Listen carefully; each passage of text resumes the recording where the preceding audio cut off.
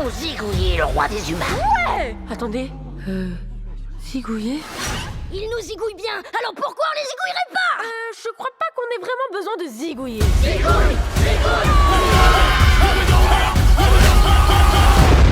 Ça a été féroce. Eh bien salut à toutes et à tous les gens, c'est Moketo pour parler de tout mais surtout de rien. On se retrouve pour une nouvelle critique sans spoilers. Encore une fois, on va parler de Jumpers, le nouveau film de Disney Pixar. Il me semble que c'est le 30e long métrage de Pixar à vérifier, mais il me semble que j'avais vu passer ça. Donc, qui est sorti en mars 2026, quelques mois avant le Toy Story 5. Dont on fera une critique aussi, bien évidemment, sur la chaîne, qui sort le lendemain de mon anniversaire. Voilà, petit cadeau de Pixar. Toy Story, c'est une de mes licences préférées de Pixar, donc voilà, ça fait plaisir. J'espère qu'il sera cool. Mais donc, aujourd'hui, il est question de Jumpers. Petit synopsis des familles de Wikipédia. On va suivre les aventures de Mabel, une jeune femme intrépide qui n'a qu'un rêve, protéger la clairière où elle a grandi aux côtés de sa grand-mère. À 19 ans, après la disparition de celle-ci, elle se retrouve confrontée au maire Jerry, bien décidé à détruire la clairière pour y construire une route. C'est alors qu'elle découvre le secret de sa professeure de sciences, la capacité d'explorer le monde animal en y projetant son esprit. Mabel décide d'utiliser cette technique et transfère sa conscience dans un robot castor afin d'approcher les animaux, comprendre leur mode de vie et trouver un moyen de sauver la clairière. Alors, je suis assez mitigé, tiède sur le film parce que je dirais que la première moitié du film fonctionne très bien. La seconde, un peu moins. Je vais commencer par ce qui m'a plutôt plu. On va dire déjà toute la sincérité de Mabel, donc la jeune femme de 19 ans pour la nature. J'ai trouvé que ça fonctionnait bien, je trouvais que la façon dont elle est introduite dans le film est assez attendrissante.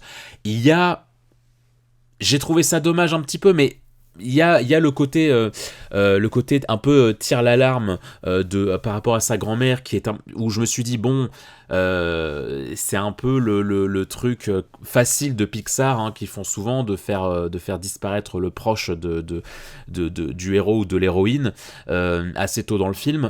Bon, ça je me suis dit bon, ça c'est quand même un ressort scénaristique un petit peu simple qui a déjà été vu plusieurs fois dans les Pixar, mais je me suis dit bon, pourquoi pas. C'est assez bien fait dans le film, j'allais dire c'est discret, non, mais en tout cas c'est assez doux la façon dont c'est amené, et puis tu sens que ça lance la construction du personnage, donc je me suis dit, allez, pourquoi pas.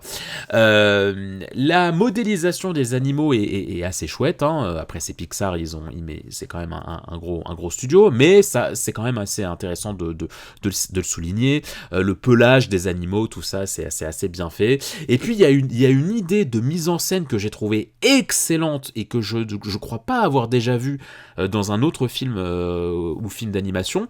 C'est le fait que en fait, lorsque les animaux sont vus du point de vue des humains, les yeux sont vides comme des animaux classiques, quoi. C'est-à-dire qu'il n'y a pas d'expression, ils sont dépourvus d'expression dans leur regard, leur pupille est toute noire, toute dilatée, et ce qui fait que tu as l'impression qu'il n'y a aucune émotion qui leur vient, un petit peu comme ce qui arrive au requin dans Nemo, vous savez, il est tout mignon, le requin dans Nemo, et puis dès qu'il sent du sang, justement, dès qu'il renifle du sang, et bah t'as ses pupilles qui deviennent toutes noires comme s'il avait plus d'âme. Et en fait il y a un peu cette idée là, quand les animaux sont vus du point de vue des humains, et bah ils sont pas compréhensibles, ils ont pas d'expression, ils sont pas compréhensibles pour les humains, donc ils ont adopté une expression des yeux très générique, très on n'a pas d'expression.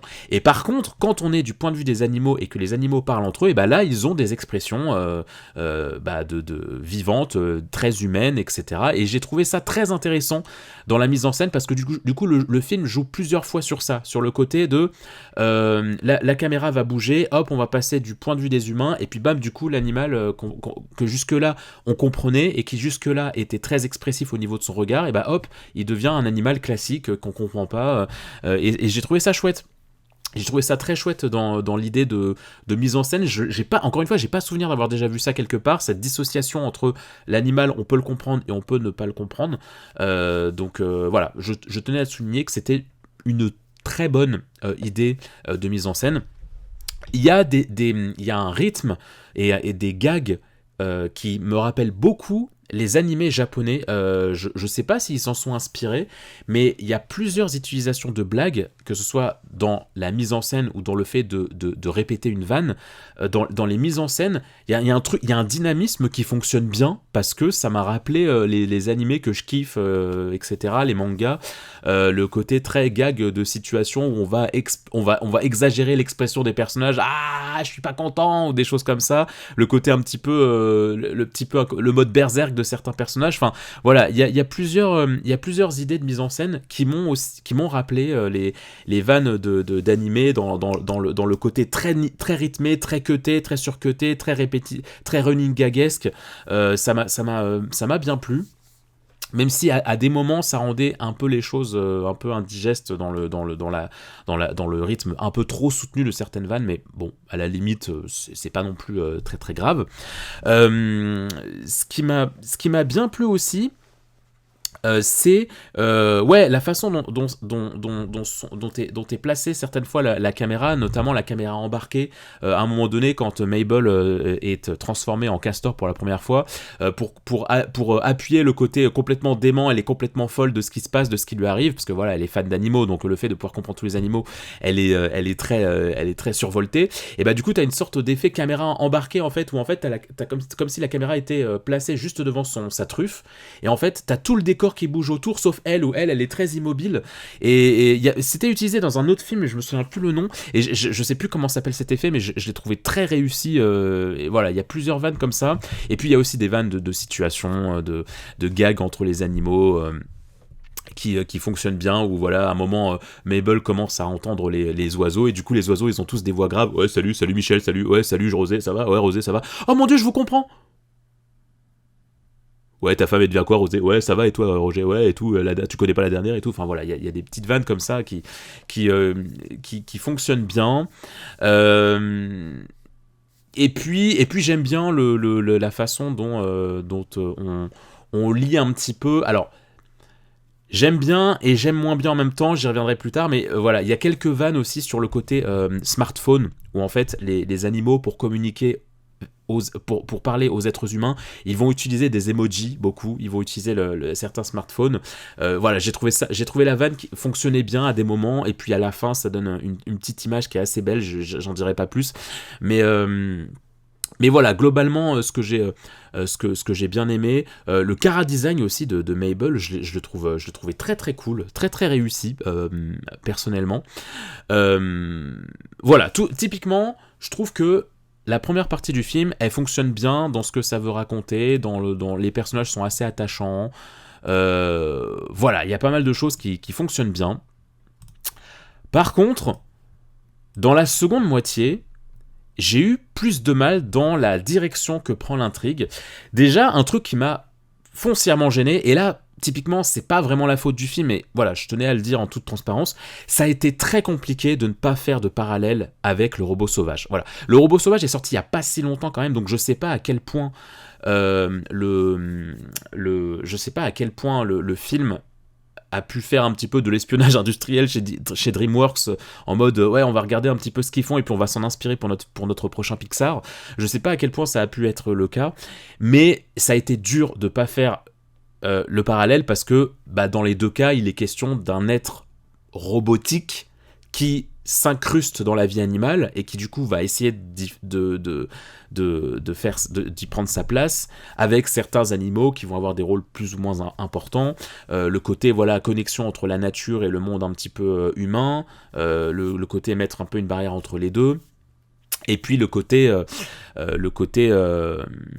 rapport à la mort aussi. Il y a un truc qui m'a beaucoup étonné, c'est qu'il y a plusieurs vannes sur la mort, et c'est vrai que ça, je me souviens quand c'était... Alors, c'est pas qu'il y a des vannes, justement, dans le robot sauvage, ils n'en font pas des vannes sur la mort. Ou alors une fois ou deux, mais c'est très petit. Mais ce que j'avais bien aimé dans le robot sauvage, c'est qu'il y avait tout un rapport à la mort qui était traité de façon intelligente, c'est-à-dire qu'il n'y avait pas de censure. Oui, on évoque le fait que, bah oui, on est des animaux, et donc la mort peut nous attraper, peut nous cueillir à tout instant.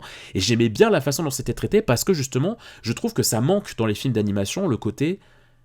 Oui, la mort, ça existe. Et oui, c'est pas très beau, mais d'un autre côté, c'est un élément naturel de la vie. Et ça, c'est des choses que... D'ailleurs, j'en parlais dans ma critique du robot sauvage, je me disais, putain, ça manque ça dans les Disney, dans les Pixar. Et bizarrement, 2 ans après, le Pixar qui parle aussi d'animaux, et ben il y a des vannes, il y a à nouveau des vannes sur la mort, sur le danger du cycle de la vie, etc. Ça m'a étonné. Et là, j'ai pas pu m'empêcher de faire un parallèle au robot sauvage, parce que je me dis, putain, bizarre, comme par hasard, juste après la sortie du robot sauvage, Pixar refait des vannes, Pixar Disney refait des vannes sur certains trucs un peu gore de la mort animale, j'entends de la mort animale hein, dans la nature. Voilà, ça m'a étonné. C'était bien, il y a des vannes qui fonctionnaient, vraiment, il y a des moments, je me suis arrêté, je me suis dit, ah ouais, d'accord, ils osent ce genre de vannes Pixar sur la mort, intriguant, enfin intéressant, mais je m'y attendais pas. Mais voilà, tout ça pour dire que c'était compliqué de pas faire de parallèle, et surtout je me suis dit que ce qui est dommage, c'est que le robot sauvage, alors je le mets largement au-dessus, hein, par rapport à ce film, je préfère largement le robot sauvage, déjà ne serait-ce parce que la direction artistique, hein, tout simplement, moi c'est un des points faibles de Jumpers pour moi, c'est que le film manquait un petit peu de personnalité. Il y en a via la mise en scène, via les blagues et via la façon dont la caméra se place, mais d'un point de vue dessin pur, d'un point de vue animation pure, bah ça a quand même beaucoup plus de personnalité dans le robot sauvage que ici. Et puis dans le robot sauvage, il y avait des moments d'émerveillement assez dingues. Moi, ce qui m'a manqué dans Jumper, c'est des scènes de contemplation. Des scènes où vraiment je m'en prends plein la gueule, je m'en prends plein les yeux, et je me dis, putain, la nature est si belle. Parce que il y a certains moments qui sont beaux, notamment la phase où on découvre la clairière, au début du film. Il y a quelques passages qui sont très beaux, et où tu te dis, waouh, c'est beau la nature, mais c'est assez minime. Je trouve que d'un point de vue décor, et d'un point de vue couleur, chatoyant, etc., véritablement mettre le plus possible en avant la nature, bah, j'ai trouvé qu'il n'y avait pas grand chose à se mettre sous la dent, d'un point de vue contemplation pure. Alors que le robot sauvage, putain, tu t'en prenais plein les mirettes pendant 1h30, hein. C'était assez dingue. Et là, je trouve que beaucoup moins. Ce qui m'a aussi dérangé, c'est l'utilisation des personnages secondaires. Quand je voyais les posters, quand je voyais les bandes annonces, j'avais hâte de découvrir le castor qui est tout endormi, là, qui a l'air complètement avachi, qui a l'air complètement à deux de tension. Il y a un petit lézard qui l'accompagne, qui fait tout le temps coucou. Et puis il y a l'ours qui avait l'air assez rigolote. Je crois que c'est une ours, donc je dis rigolote. Voilà, j'avais hâte de découvrir ces personnages. Et au final, bah, dans le film, ils font pas grand chose. Hein. Il y a vraiment une vanne ou deux sur chaque animal. Après, ils sont là durant tout le film, plus ou moins, mais à un moment, il y a une équipe qui se compose, dont le lézard, dont le castor un peu à l'ouest, etc. Mais honnêtement, ils racontent pas grand chose. Alors que dans le robot sauvage, désolé, je fais encore le comparo, mais dans le robot sauvage, tu prenais l'ours, je crois qu'il y avait un ours aussi, hein, il me semble, hein, dans le robot sauvage, hein, qui voulait détruire le robot. Tu prenais le renard, tu prenais les piafs, il y avait des vrais personnages dans le robot sauvage. Pour le coup, il n'y avait pas juste le duo, la maman et le petit caneton. Non, il y avait toute une panoplie de personnages animaux qui constituaient la famille du robot sauvage. Ici, c'est... Bon, je les retiens pas trop. Et puis, le personnage de Mabel... Pareillement, je suis un peu mitigé sur la seconde moitié du film, sur les décisions qu'elle prend, où au final, elle est... Alors, c'est dit dans le film, hein, c'est quelque chose qui est bien évidemment souligné, mais c'est vrai qu'il y a des décisions de Mabel qui sont un petit peu questionnables, où tu te dis, wow, c'est dommage, parce que sa rage intérieure, entre guillemets, fausse un petit peu tout, quoi. C'est-à-dire que elle devrait être un personnage un peu plus paisible, un peu plus réfléchi, un peu plus en connexion avec la nature, et au final, il y a cette... Alors oui, c'est dans le message du film, c'est-à-dire que au début, on dit à Mabel, non, ne t'introduis pas dans le règne animal, dans le monde animal, parce que tu vas perturber le règne animal, tu vas perturber le système animalier, toute leur cohabitation, etc. Et c'est ce qui se passe. Au bout d'un moment, à partir du moment où elle apporte son grain de sel et qu'elle ajoute sa personnalité humaine à toute comment dire, à toute la politique animale, si je puis dire, bah oui, ça fout le bordel, parce qu'elle amène elle amène des notions humaines que les animaux, eux, n'ont pas forcément. Et donc, à partir de là, elle va complètement les choses vont complètement lui échapper. Et c'est vrai que ça m'a pas aidé, parce que, en fait, ce que je reproche à Mabel, c'est que ça manque de scènes émotions, de scènes émotives pour faire pardonner un petit peu à Mabel ce qu'elle fait de pas bien. Parce que au final, il y a quand même beaucoup d'erreurs qu'elle commet dans le film. Il y a quand même des modes où t'es là, putain, je suis pas forcément d'accord avec ce que t'es en train de faire. Et ça manque de moments de développement pour contrebalancer avec ça et pour te dire, ouais, ok, elle fait des erreurs, mais elle a quand même de bonnes intentions. Il y a quand même des choses qu'elle fait très bien. Les choses lui échappent et tu te dis, bon bah oui, c'est un peu mérité, hein, ma grande, vu ce que tu fais comme connerie. Et ça, c'est dommage. J'ai trouvé que le film manquait de développement au niveau de Mabel, au niveau du personnage principal. J'ai pas forcément cru à son amitié avec l'un des castors, qui est un petit peu son... Alors, c'est comment qu'il s'appelle George, voilà, le roi George, doublé par Artus, qui s'en sort bien d'ailleurs en VF, voilà.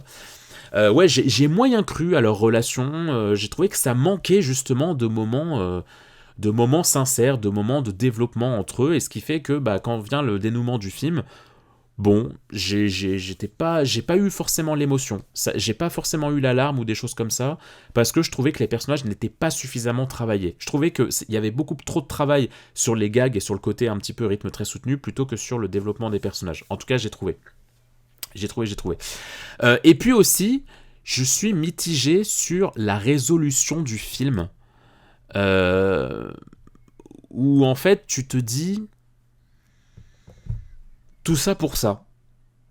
Voilà, il y a ce côté, au début on dit que c'est les humains le problème, après on va te dire que c'est les animaux le problème, et puis après on va te dire c'est le problème de personne et de tout le monde à la fois. Je trouve que le film il prend pas forcément position sur la protection animale ou la préservation animale, ou le fait que bah ouais, mais l'être humain est quand même assez nécessaire aussi pour la préservation du règne animal, de la nature. On est aussi nécessaire, hein, parce qu'on aide aussi la nature à se réguler, des choses comme ça. Et je trouve que le film va un petit peu dans aucun camp. C'est un peu le film qui se mouille pas trop. C'est ouais, c'est un peu la faute à eux, mais c'est aussi la faute à eux, mais voilà. Et voilà. Et du coup, j'ai du mal à comprendre ce qu'a voulu me raconter le film. Peut-être que je suis trop con, hein, c'est possible aussi. Hein. C'est possible aussi. Mais non, je sais pas. J'ai pas trop compris où le film voulait en venir, parce que quand tu vois la conclusion, tu te dis bon, bah ouais.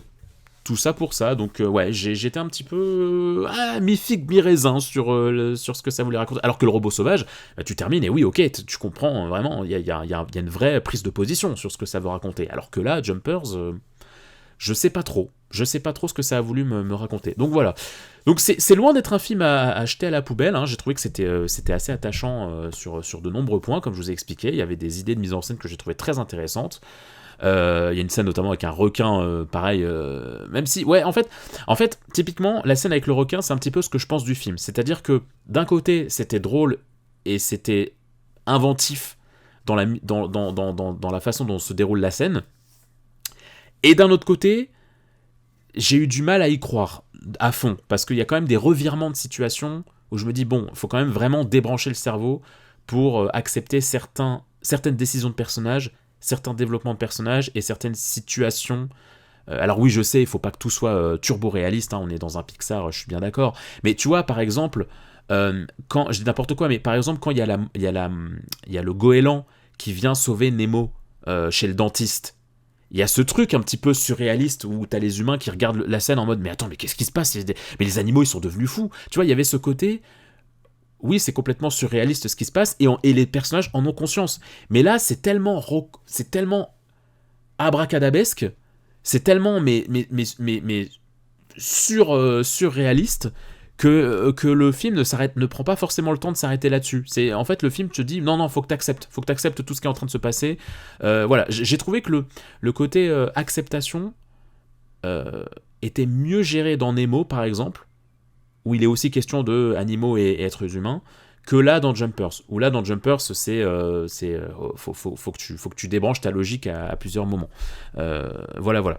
Et dernier point aussi, c'est que j'ai trouvé ça ironique parce qu'il y a aussi tout ce leitmotiv à un moment dans le film de se dire si tu prends le temps d'écouter la nature, si tu prends le temps de contempler, de rester là sans rien dire, sans rien faire et juste d'écouter la nature, ça va t'apaiser. Il y a ce message un petit peu très sain de la nature, ça t'apaise en fait. Si tu prends le temps d'écouter la nature,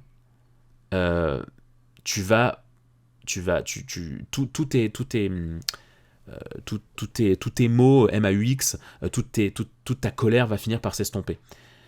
Et j'ai trouvé que ça rentrait pas forcément en résonance avec le film, parce que le film, justement, il a un rythme très soutenu, il prend pas du tout le temps de s'arrêter et de te faire des moments de contemplation, donc j'ai trouvé ça assez ironique, le fait que le message initial du film, c'est « prends le temps, écoute la nature », mais le film te laisse absolument pas le temps de faire ça, tellement il y a de vannes tout le temps, tellement ça se secoue de partout, tellement les personnages sont sous crack un petit peu en permanence.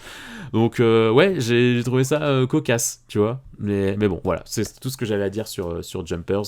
J'espère que ma critique vous aura plu. La musique est pas mal, par contre. Il y a le thème de Mabel, il me semble, qui m'a pas mal pris, mais sinon à côté de ça, voilà, c'est pas un film que je jette du tout. J'ai passé un bon moment devant le film. Il se regarde bien, mais bon, c'est pas une claque, ça m'a pas retourné et ça m'a pas convaincu sur toute la ligne.